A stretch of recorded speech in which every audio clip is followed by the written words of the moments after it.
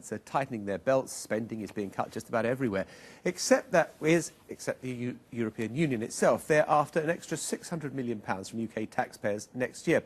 David Cameron has called the increase totally unacceptable and demanded the budget be frozen, but some doubt the Prime Minister's determination to get tough with Europe. Here's Max Cotton.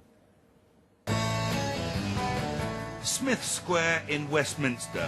It's been the scene of some iconic Tory moments over 50 years of post-war politics, when this building was Conservative Central Office. But in 2004, the Tories moved out, and this handsome building has been renamed. It's now Europe House, and today it's the headquarters of the EU in London. The ironic fate of this place feels like the revenge of Brussels for all those up yours Delors headlines. And the irony continues this week as this building hosts a special debate about the future funding of the European Union.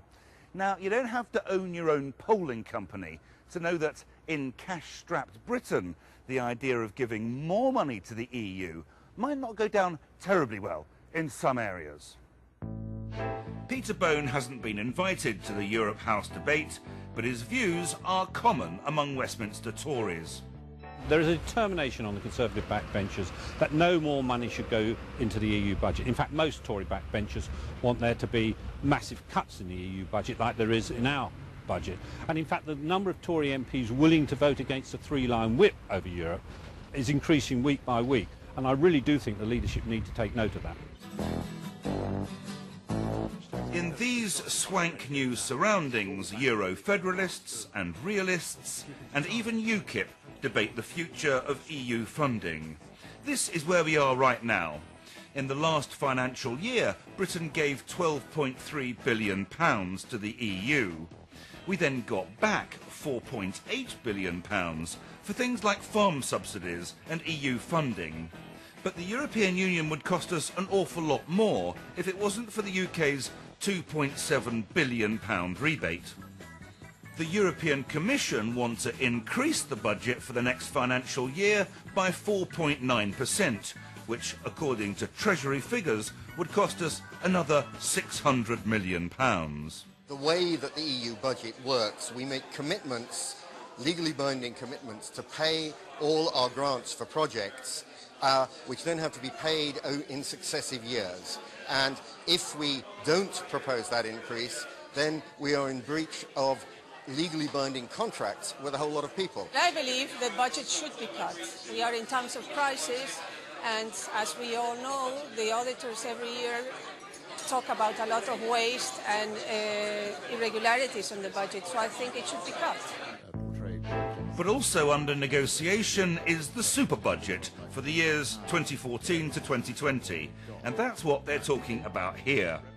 A majority of MEPs want the long-term budget to rise by 5% plus.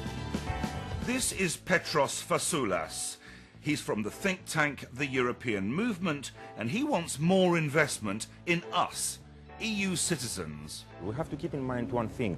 85% of that budget goes directly back to the citizens. No other government in the world can make that claim. Only 5% of that money goes actually to administration. And the European Commission has committed for 2012 to freeze entirely spending on administration. It has also committed not to hire any more people. So expenditure in itself is actually reducing, and expenditure on the rest of us is increasing.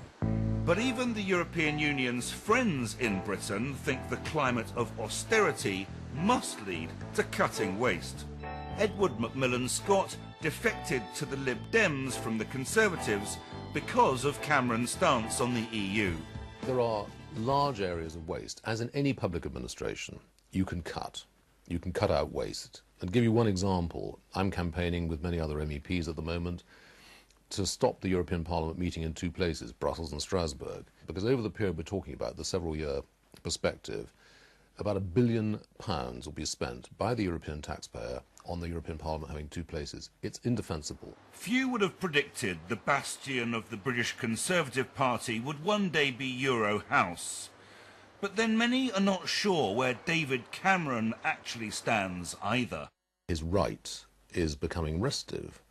And when you say right in the Conservative Party, you mean Eurosceptics. I would argue that Cameron, having abandoned the mainstream, has done a disservice to the country, because rather than having friends in Brussels, he now no longer has friends in Brussels. Those are friends that we need in these negotiations to come. David Cameron has cut himself off.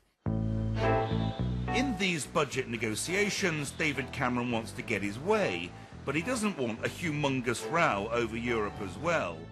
But his own MPs, well, many of them do want a row. They want a row that ends with Cameron saying no.